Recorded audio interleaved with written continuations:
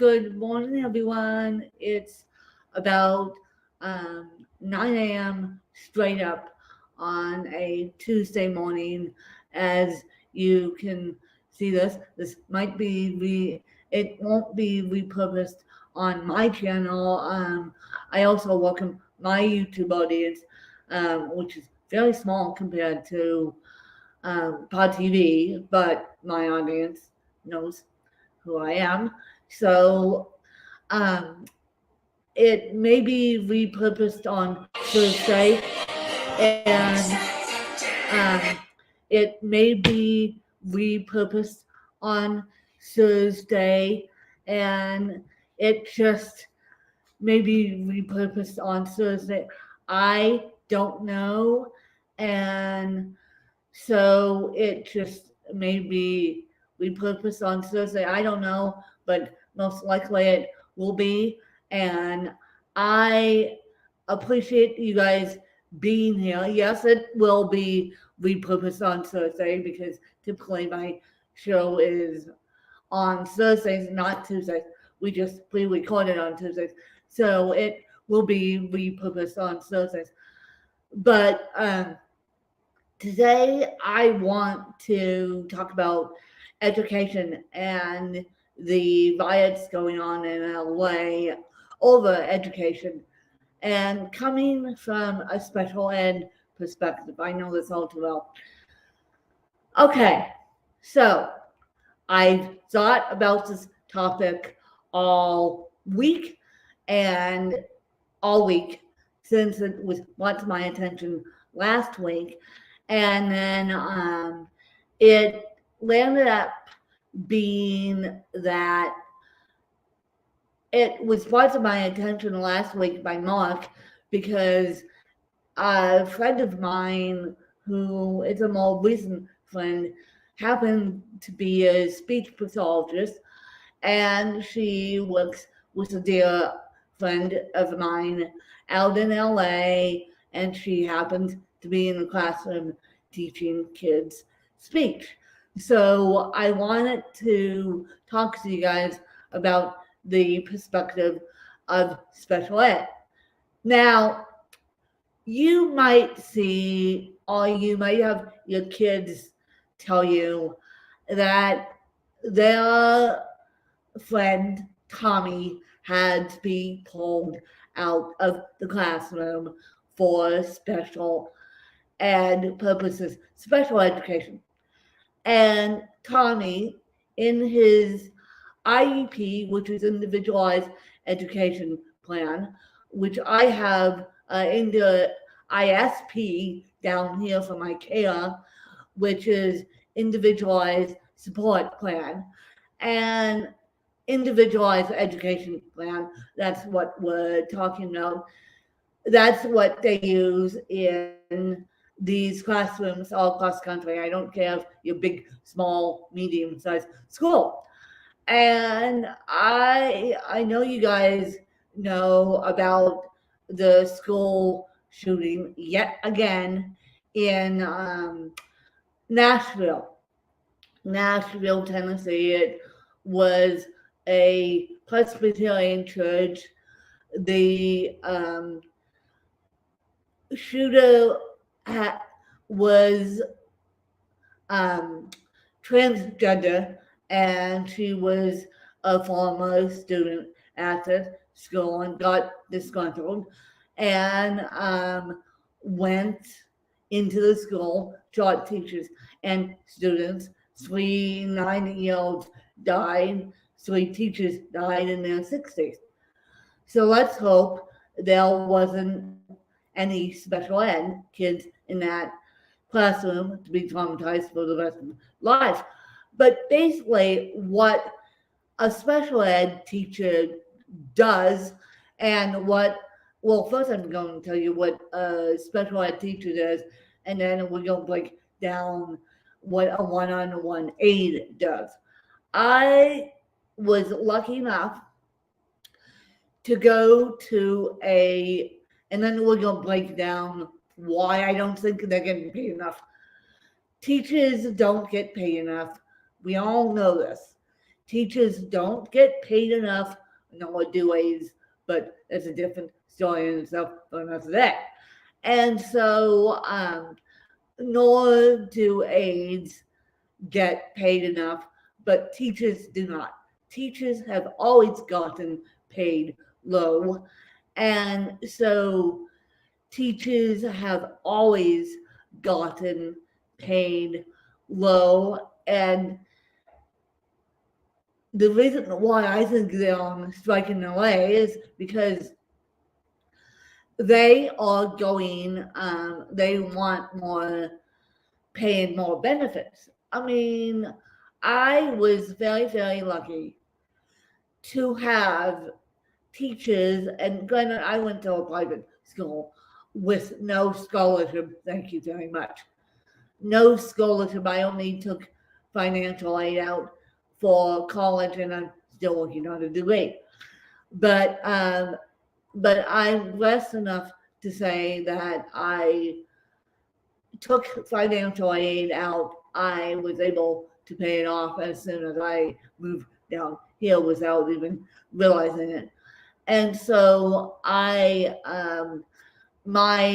student loans are totally forgiven. But I should have realized that when my dad said, you need to get on FAFSA now, I should have realized that he wasn't going to pay for it, because I realized I'm no idiot. When the financial crisis came down, I'm realizing that thousands and thousands of college students took out student loans, and teachers and professors and teachers from all walks of life get paid very low. But teachers in general get paid very low. But the special ed teachers, ooh, boy, they get paid lower than the teachers. And so basically, my perspective on education is this. I was very lucky to go to a private school. I was also very lucky to have the teachers that I had who inspired me. I actually still keep in contact with a couple of them, more times than not, more times on social media. And they know what I do. They know that I have a podcast. And they know that I have a YouTube channel as well. So those teachers got before they met me and before we became friends, basically, those teachers got the training that they needed back east. Both of them got the training back east. And because Colorado, because they came with previous training, Colorado bucked and boxed and squawked at them. Colorado is not a progressive state when it comes to education of special ed. And then we have on top of it, Arizona, fun fact in Arizona, and this is why I won't go back into the education field in Arizona, a white woman in a wheelchair, no way. And so this is why I won't go back into the education field. You think Colorado is not progressive when it comes to special ed. Well, if you look at the state of Arizona, we're ranked one of, and I know retired teachers down here, Arizona is ranked one of the worst educational states in the country for elementary school, for middle school, for high school. And so, yeah, put that on top of a kid that's struggling because let's say little Johnny has dyslexia, and let's forget cerebral palsy for a couple of seconds, and let's say the one-on-one aide has to lift a chair because little Johnny can't walk. Let's say the one-on-one aide has to feed that child because the parents have trained the one-on-one aide to feed that child. And so, yeah, you have the worst educational state in the country, being Arizona. Of course, I land up in the worst educational state in the country, but it's number 9 for disabled. And then you have all these special ed kids struggling, whether it's low income, because a lot of the state of Arizona, especially Phoenix, has low income. So of course you have low income, and then you have special ed. Well, I think these teachers should get paid $1 million. Granted, I was teaching at a private school in Aspen, Colorado, and I was only getting paid $200 per month. They wanted to pay me $400, but they couldn't due to my insurance at the time and due to Colorado long-term Medicaid. So you have all these pressures on teachers, not only one-on-one aides, but you have all these pressures on teachers, and then you expect them to barely make ends meet. Hello, that's not right. And then you have the one-on-one aides that are assisting the kids from day to day because these parapros, well, they call them parapros in the high school, paraprofessionals, and then in elementary school and private schools, they call them one-on-one aides. Now, the difference is that the parents have to provide the one-on-one aides in private school. In public school, it's totally different. It's mandated by the state of Arizona, for example. It's mandated by the state of Colorado that according to the IEP and ISP, the individualized service plan, the kid must have an aide, and parents will go fight the school district if they don't have that aide. But according to the IEPs, the individualized service plans, then they can go, they can get a parent to basically take notes in every single classroom. I had the luxury of having both. I had a one-on-one aide that was gifted to me, basically. And this was, I had many one-on-one aides through private school. And so basically the one-on-one aide would help me go to lunch, would help me do my studies in the classroom. I was also mainstreamed. I was never in a special ed classroom longer than, for I would say, 1 hour in high school. And I didn't even know what a special ed classroom was because I was mainstreamed in elementary school until I got to high school. Now, my high school was more like a private school than it was a traditional state high school.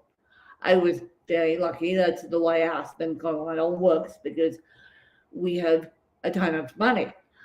But I think that these aides, these paraprofessionals, should be paid higher.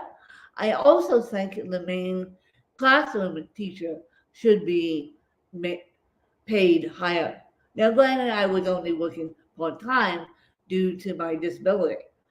And so, but I honestly think the pressures that teachers have to go through on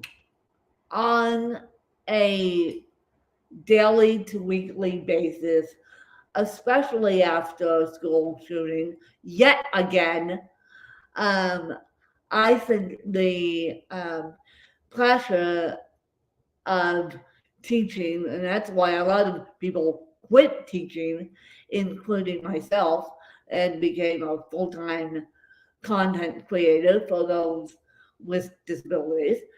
And so I feel like it shouldn't, teachers shouldn't have to struggle to make ends meet.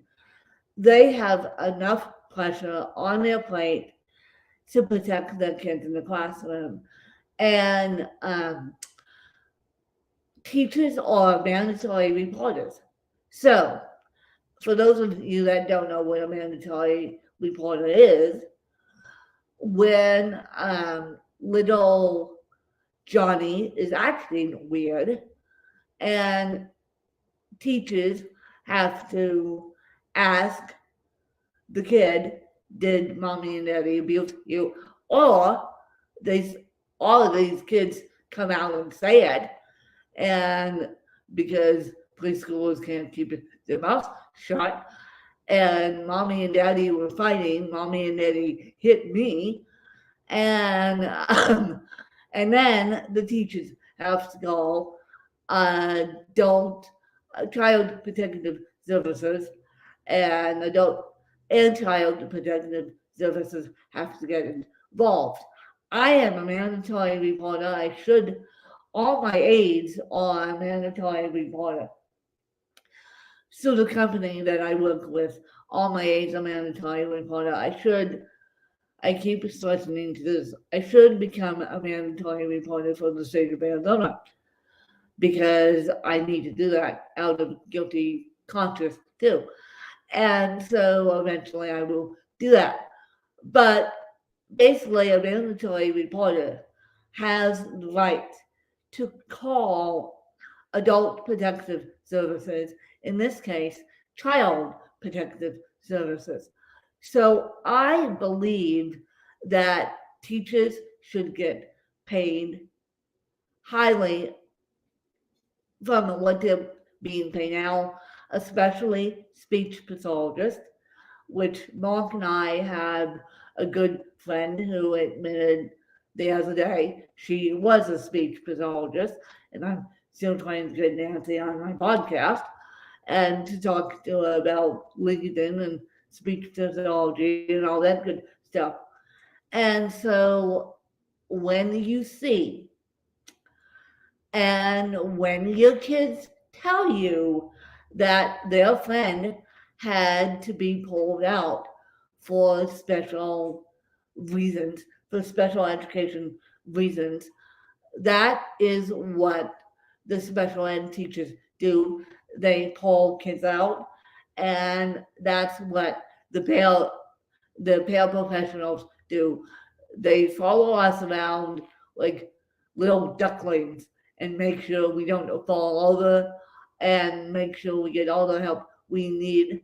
And then in private school, as I said, it's completely different because parents have to provide the one-on-one aid. I was lucky that my family provided the one-on-one aid, and my mom's brother provided the one-on-one aid for years. And so but my dad paid the bill. And so the bill of the school, the tuition of the school. And so in high school, or if you go to a public elementary school, it's mandated by the state of Colorado, the state of Arizona, the state of Virginia. And the reason why I mentioned Virginia is because I actually, and we'll get into totally different subject matter. That's going to be subject matter for next week. I actually did not learn how to speak in the state of Colorado, in my home state. I learned how to speak in the state of Virginia. And yes, I will do an hour and a half of why I learned how to speak in the state of Virginia, because this is when I learned the hard way that Colorado didn't have enough resources for special ed way back when, and this is when I was 4, 5, and 6, mind you. This is when I was young, when Wynn quickly discovered that Colorado didn't have enough resources for special ed. Now, as an adult with cerebral palsy, this is public knowledge, so who cares? But as an adult with cerebral palsy, they take the cute kids under their arms. They don't take the adults under their arms. And so it's interesting that I have to find all my own resources, and even though my resources double, triple check what other resources are out there for me, the other resources go, well, what's my age?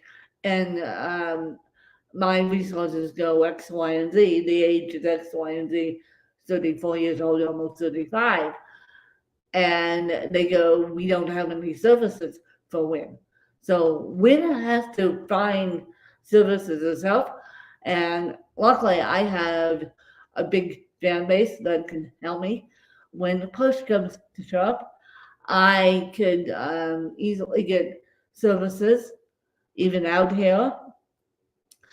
And I will give you guys the speech on how I learned to speak next week. But my point being is teachers should be paid equal wage here, and especially the special ed teachers should be paid equal wage, because it's ridiculous how little they're getting paid, and it's ridiculous how little they're getting paid, and they're getting squished, and they're getting shots fired, and now teachers have to carry guns, and they're getting hit by the kids because of their disability. Yes, teachers get hit by kids because of their own disability, and they don't know any better. And my mom raised me as if I had no disability, and then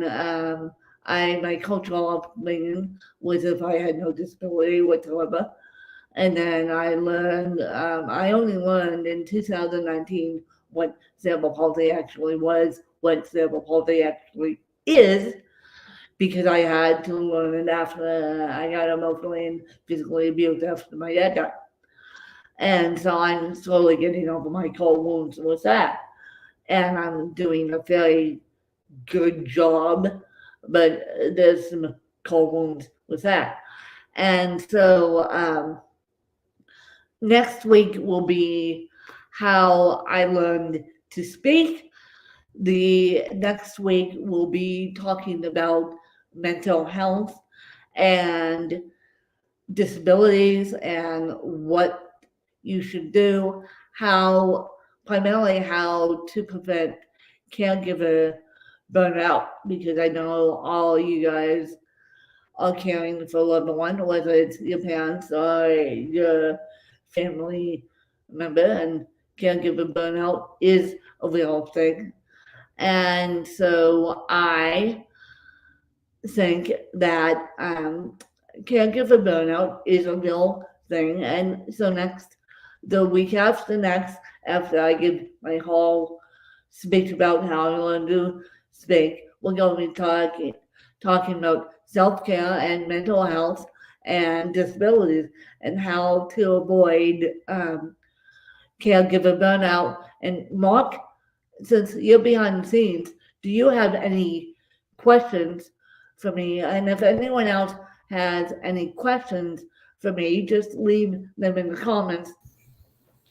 Leave them in the comments of my YouTube channel, which is Win Charles 11 W Charles 1195 on YouTube, or it's um, or it's Pod TV. I keep wanting to call you guys your old name. I am BTV, but it's Pod TV. And I'm sure that Mark will email me or do something with me about the comment section, because I know I open up a can of worms on this subject, and I know I'll open up a can of worms on caregiver burnout too.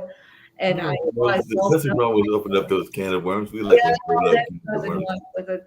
I know that I will open up the can of worms on how I learned to speak too, and so there's nothing wrong with making the world more socially conscious. And before we get out of it, Mark, do you have any questions for me?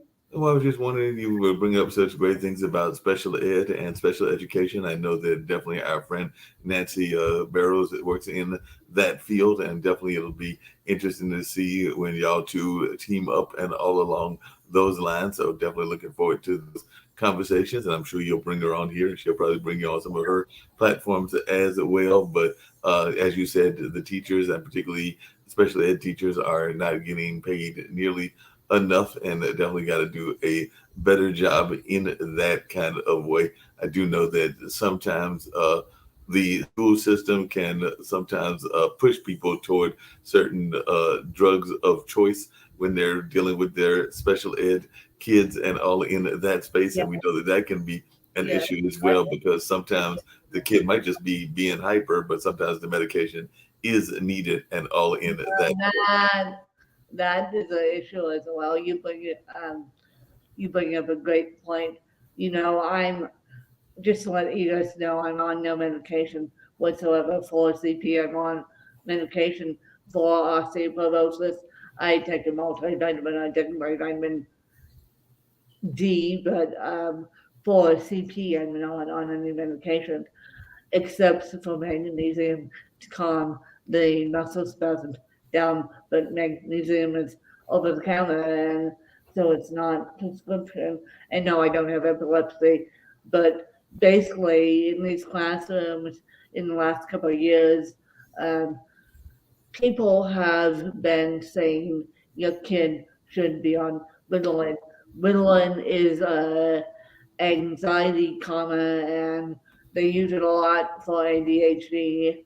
And so it's interesting that teachers will say at these IEP meetings, and yes, the huge IEP meetings, individual support meetings, um, individualized education support meetings, meet once a year with all the teachers, including the principals and everything else.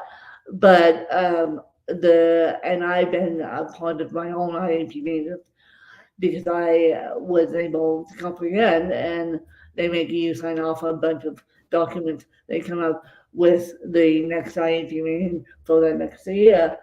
But the teachers will say to the parents, look them straight in the face and say, your kid needs Ritalin.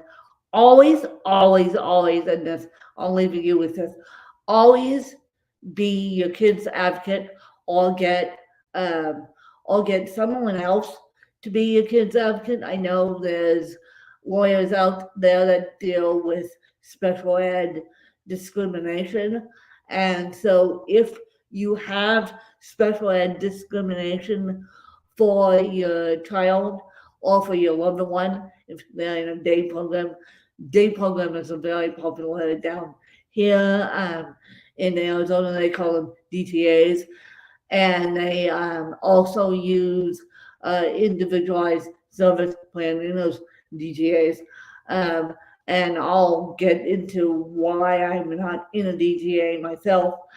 And so always have someone advocate for your child because it's daunting. It's absolutely daunting. So next week we're going to talk about how I learned to speak. The next week we're going to talk about mental health and disabilities and self-care. And with that, I hope you guys enjoyed another episode. And I will see you guys next week. Bye, you guys. See you next week, and we're gonna actually get out of here. And I know Lynn's getting out of here as well. And we're actually I did have one other question for it, but we'll get to that next week because I was wondering about the internet and how they're doing in terms of access to social media. But she might deal with that. I'll answer that next week. I'll answer that. That's a whole another subject in itself. Actually, you guys, I'm going to push back my speech story book. You brought up a good point. I'm going to push my speech story back till after we talk about mental health because you brought up a good point, and I have a soapbox for that one too, and I have a personal story for that one too, and so you brought up a good point. So again, we're going to talk about accessibility internet-wise next week, and then we're going to talk about mental health, and then I'll give you my soapbox on how I learned to speak and why I got into the media myself. And so I'll catch you guys next week. Bye, you guys. Yeah. And on that note,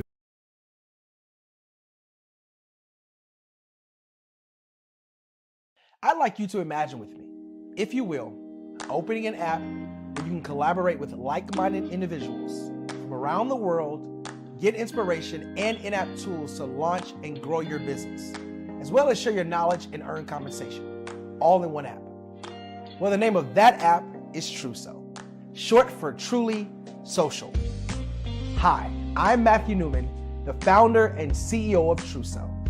A new concept in social media, Truso is designed from the ground up to be a platform that's both social and empowering for all its users. How exactly do we do that? I'm glad you asked. First, Truso brings the world together via video. Psychologists assert that video provides a significantly more effective connection than audio only. When you enter a community on Truso, you're face to face. Second, on Truso, you don't have to have 1 million followers to monetize. Our business model allows all hosts and moderators to monetize, no matter the size of your following, by 1, producing fee-based content, and 2, inviting others to join the platform as subscribers. Even more, Truso has an in-app resource library with over 100 free resources, forms, and documents to help you build your brand and grow your business. Third, Truso is inclusive. The deaf and hard of hearing communities make up 360 million people worldwide. Unlike audio-only apps, Truso embraces this community, providing a networking platform that allows them to participate via video and closed captioning.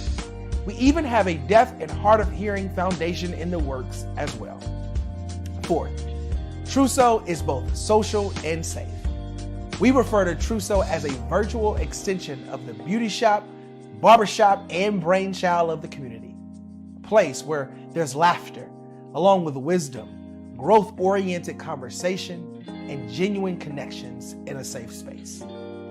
Truso even has proprietary security to ensure we maintain a safe environment for everyone. Where are we at now? Truso is live, y'all. We've launched in beta, and we're acquiring users daily.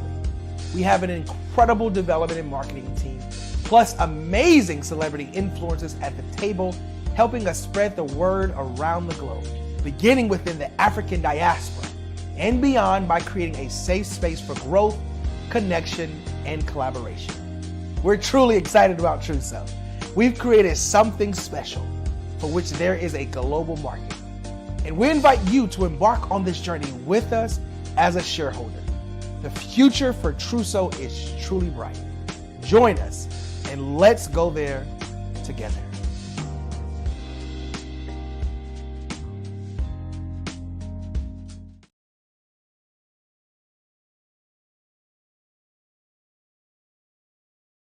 You know that song, More Than Words? Gosh, I hope your culture is just more than words. More than words on a wall, more than words in a handbook, more than words on a website. More than words. How is your culture showing up, living and breathing every single day? Food for thought. My name's Shelley Smith, and I am your culture curator.